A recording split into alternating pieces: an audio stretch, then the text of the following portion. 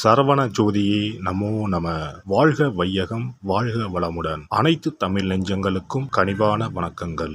நிகழும் ஸ்ரீ மங்களகரமான குரோதி ஆண்டு செப்டம்பர் மாதம் 17ஆம் தேதி செவ்வாய்க்கிழமை அன்று சதுர்தசி திதியில் சதயம் நட்சத்திரத்தில் திருதி நாமயோகத்தில் வணிசை கரணத்தில் பௌர்ணமி பிறக்கும் நன்னாளில் இந்த புரட்டாசி மாதம் பிறக்கிறது. இம்மாத கிரகநிலை என எடுத்துக்கொண்டால் ரிஷபராசியில் குரு பகவானும், மிதுன ராசியில் செவ்வாய் பகவானும், சிம்ம ராசியில் புதன் பகவானும், கன்னி ராசியில் சூரியன், சுக்கிரன், கேது பகவானும், கும்பராசியில் சனி பகவானும், மீனராசியில் ராகு பகவானும் உள்ளனர். இம்மாத கிரகப்பெயர்ச்சி என எடுத்துக்கொண்டால் புரட்டாசி மாதம் 3ஆம் தேதி புதன் பகவான் கன்னி ராசியில் உச்சம் பெறுகிறார். புரட்டாசி மாதம் 3ஆம் தேதி சுக்கிர பகவான் துலாம் ராசிக்கு இடப்பெயர்ச்சியாகிறார். புரட்டாசி மாதம் 20ஆம் தேதி புதன் பகவான் துலாம் ராசிக்கு பயிற்சியாகிறார். புரட்டாசி மாதம் 28ஆம் தேதி சுக்கிர பகவான் துலாம் ராசியில் இருந்து விருச்சிக ராசிக்கு பயிற்சியாகிறார். புரட்டாசி மாதம் 29ஆம் தேதி குரு பகவான் ரிஷப ராசியில் வக்ரமடைகிறார். இந்த கிரக அமைப்பு மற்றும் பெயர்ச்சியால் உங்கள் வாழ்வில் உண்டாகும் சுபம் மற்றும் அசுப பலன்கள் என்ன என்பதனை இப்பதிவில் விரிவாக காண்போம். எந்த ஒரு சூழ்நிலையாக இருந்தாலும் நிதானத்தை இழக்காத மிதுனராசி அன்பர்களே, இந்த மாதம் முக்கிய நபர்களின் உதவிகள் கிடைக்கும். தன்னம்பிக்கை அதிகரிக்கும். விடாமுயற்சியுடன் ஈடுபட்டு காரியங்களில் வெற்றி பெறுவீர்கள். விருப்பங்கள் கைகூடும். அடுத்தவரை அதிகாரம் செய்யும் போது கவனம் தேவை. வீண்பகை உண்டாகலாம். மற்றவர்களுக்காக பொறுப்புகளை ஏற்காமல் இருப்பது நல்லது. வீண் அலைச்சல் உண்டாகலாம். தொழில் வியாபாரம் முன்னேற்ற பாதையில் செல்லும். அரசாங்கம் தொடர்பான பணிகளில் சாதகமான போக்கு காணப்படும். எதிர்பார்த்த லாபம் கிடைக்கும். உத்தியோகத்தில் இருப்பவர்களுக்கு பொறுப்புகள் கூடும். திறமை வெளிப்படும். வேலை தேடுபவர்களுக்கு நல்ல வேலை கிடைக்கும். குடும்பத்தை விட்டு பிரிந்து சென்றவர்கள் மீண்டும் வந்து சேர்வார்கள்.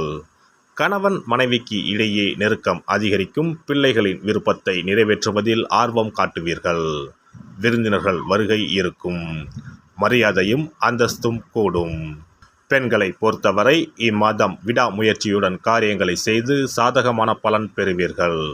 பணவரத்து திருப்தி தரும். கலைத்துறையினருக்கு வாக்கு வன்மையால் எல்லா நன்மைகளும் கிடைக்கப் பெறுவீர்கள். பணவரவு மன திருப்தியை தரும். புதிய நபர்களின் அறிமுகமும் அவர்களது நட்பும் கிடைக்கப் பெறுவீர்கள். எதிலும் முன்னேற்றம் காணப்படும். அரசியல் துறையினருக்கு நீண்ட நாட்களாக இழுபறியாக இருந்த காரியங்கள் சாதகமாக நடந்து முடியும். வாகனங்களை பயன்படுத்தும் போது கவனம் தேவை. தொழில் வியாபாரத்தில் எதிர்பார்த்த வெற்றிகள் கிடைக்கும். நிதி நிலைமை சீர்படும்.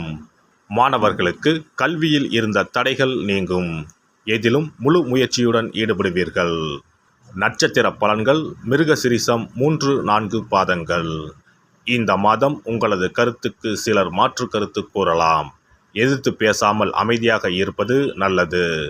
மாணவர்கள் எவ்வளவு திறமையாக படித்தாலும் படிக்கும் பாடங்கள் கடினமானவை போல தோன்றும். மனதை தளர விடாமல் படிப்பது வெற்றியை தரும். திருவாதிரை நட்சத்திரம். இந்த மாதம் அடுத்தவருடன் ஏற்படும் பிரச்சனைகளிலும் வாக்குவாதத்திலும் வெற்றியே கிடைக்கும். பணவரத்து கூடும். ஆனால் எந்த காரியத்தில் ஈடுபட்டாலும் அடுத்தவரை நம்புவதில் எச்சரிக்கை தேவை.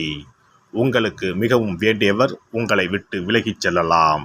மாற்று மதத்தினரின் உதவிகள் கிடைக்கும். புனர்பூசம் 1-2-3ஆம் பாதங்கள். இந்த மாதம் தொழில் வியாபாரத்தில் எதிர்பார்த்த பணவரவு இருக்கும். போட்டிகள் குறையும். புதிய முயற்சிகளில் ஈடுபட தோன்றும். உத்தியோகத்தில் இருப்பவர்கள் செய்யும் பணிகள் திருப்திகரமாக நடந்து முடியும்.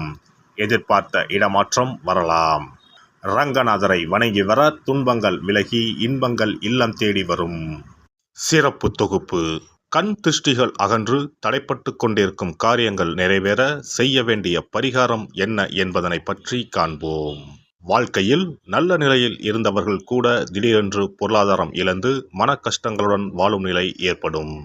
இந்த நிலை எதனால் ஏற்பட்டது என்று ஆராய்ந்து பார்த்தால் பெரும்பாலும் அவர்களின் மீதான கண் திருஷ்டிதான் காரணமாக இருக்கும். கல்லடி பட்டாலும் கண்ணடி படக்கூடாது என்று சொல்வார்கள் அல்லவா, அது உண்மைதான். இது போன்ற பிறரின் பொறாமை கொண்ட கண் திருஷ்டியினால் பலரின் வாழ்க்கை சிரமத்திற்கு ஆளாக நேரிடும். இது போன்ற கண் திருஷ்டிகளிலிருந்து எப்படி தப்பிப்பது? இருக்கவே இருக்கிறது எளிதாக கிடைக்கும் ஊமத்தஞ்செடி. தெய்வ சக்தி நிறைந்த செடியாக கருதப்படும் ஊமத்தஞ்செடியின் காய், பூ, இலைகள் என அனைத்தும் தீய சக்திகள் விரட்ட பரிகாரத்துக்கு பயன்படுகிறது. பொதுவாக ஊமத்தம் காய்க்கு கெடுதலை அகற்றக்கூடிய சக்தி உண்டு. நம் வீட்டில் உள்ள எதிர்மறை சக்தியை அகற்றுவதற்கு ஊமத்தங்காய் தீபம் சிறந்த பரிகாரமாகிறது. தெய்வீக மகத்துவம் நிறைந்த ஊமத்தங்காய் மற்றும் பூவையும் எடுத்துக்கொள்ளுங்கள். வீட்டுக்கு அருகில் இல்லை என்றால் நாட்டு மருந்து கடைகளில் கிடைக்கும். இந்த 2 பொருட்களையும் மஞ்சள் தண்ணீரை கொண்டு நன்றாக கழுவி விடுங்கள். சிறிது நேரம் அவற்றிலுள்ள ஈரம் போக ஆறவிட்டு பிறகு அவற்றை ஒரு மஞ்சள் துணியில் குலதெய்வத்தை வேண்டி ₹1 நாணயத்தோடு சேர்த்து முடிந்து வீட்டின் நிலைப்படியில் கட்டி தொங்க விடுங்கள். இந்த முடிச்சை வெள்ளிக்கிழமை அல்லது ஞாயிற்றுக்கிழமைகளில் தயார் செய்து வாசல் படியில் கட்டுவது சிறப்பு. தினமும் வீட்டில் தீபம் ஏற்றி காண்பிக்கும் போது இந்த முடிச்சுக்கும் காண்பிக்கவும். இதேபோல் ஊமத்தம் இலைகள் கிடைத்தால் அந்த இலைகளை சுத்தமான மஞ்சள் தண்ணீரில் கழுவிவிட்டு அவற்றை கொண்டு வீட்டில் இருக்கும் விநாயகருக்கு திங்கள் கிழமைகளில் தொடர்ந்து அர்ச்சனை செய்து வர வேண்டும். ஊமத்தம் பூவையும் விநாயகருக்கு சூட்டலாம். 3 வாரங்கள் தொடர்ந்து திங்கள் கிழமைகளில் விநாயகருக்கு ஊமத்தை இலையால் அர்ச்சனை செய்து ஊமத்தம் பூவை சூட்டி வழிபட்டால் வீட்டில் உள்ள கெட்ட சக்தி நடமாட்டம் மற்றும் கண் திருஷ்டிகள் தீரும். ஊமத்தம் செடியும் சிவபெருமானுக்கு உகந்த இலை ஆகும். இந்த ஊமத்தங்காய் வைத்து சிவபெருமானுக்கு தீபம் ஏற்றி வழிபடுவதன் மூலம் நமது பிரச்சனைகளில் இருந்து எளிதாக விடுபட முடியும். முதலில் 2 ஊமத்தங்காய்களை எடுத்துக்கொள்ள வேண்டும். அவற்றின் மீது முட்கள் இருப்பதால் மிகவும் கவனமாக கையாள வேண்டும். ஊமத்தங்காயின் காம்பு பகுதிகளை வெட்டி கொண்டு கத்தியை பயன்படுத்தி ஊமத்தங்காயின் உள்ளே இருக்கும் விதை பகுதியை முழுவதுமாக நீக்கிவிட வேண்டும். பின்னர் 2 அகல் விளக்குகள் மற்றும் விளக்கு வைப்பதற்கான 2 தட்டுகளை எடுத்து சுத்தம் செய்து அவற்றிற்கு மஞ்சள் குங்குமம் போட்டு வைத்துக் கொள்ள வேண்டும். பின்னர் 2 தட்டின் மீதும் ஒவ்வொரு அகல் விளக்கை வைத்துக் கொள்ள வேண்டும்.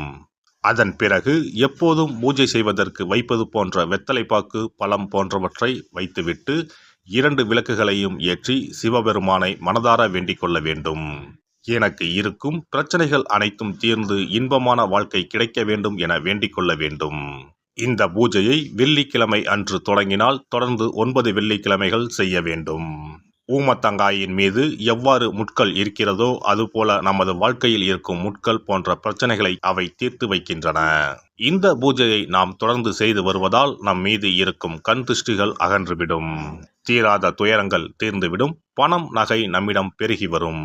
சிலருக்கு கையில் சுத்தமாக பணம் இருக்காது. வறுமை தாண்டவமாடும். கடன் தொல்லையால் கஷ்டப்படுவார்கள். பண பிரச்சனையில் சிக்கி கொண்டிருப்பவர்கள் இந்த தீபத்தை ஏற்றினால் 3 வாரங்களில் நல்ல பலனை பெற முடியும். தொழிலில் நல்ல முன்னேற்றம் இருக்கும். கடன் பிரச்சனைகள் தீரும். உறவினர்களிடையே பகைமை இருந்தால் அவையும் மறைந்துவிடும். நோய்வாய் உள்ளவர்கள் இந்த தீபத்தை ஏற்றுவதன் மூலம் நல்ல பலனை பெற முடியும். பொதுவாகவே எந்த பரிகாரம் என்றாலும் அதை முழு நம்பிக்கையுடன் செய்தால் மட்டுமே முழு பலன் கிடைக்கும் என்பதை நினைவில் கொள்ளுங்கள். எல்லாம் வல்ல இறையருளால் நீங்களும் உங்கள் அன்பு குடும்பமும் உடல் நலம், நீலாயுள், நிறை செல்வம், உயர் புகழ், மெய்ஞானம் ஓங்கி வாழ்க வளமுடன். இந்த வீடியோ பதிவு உங்களுக்கு பிடித்திருந்தால் லைக் பண்ணுங்க, கமெண்ட் பண்ணுங்க, ஷேர் பண்ணுங்க. மறக்காம சப்ஸ்கிரைப் பண்ணுங்க. பக்கத்துல இருக்கிற பெல் பட்டனை கிளிக் பண்ணுங்க. நன்றி, வணக்கம். ஓம் நமச்சிவாய. சிவாய நம.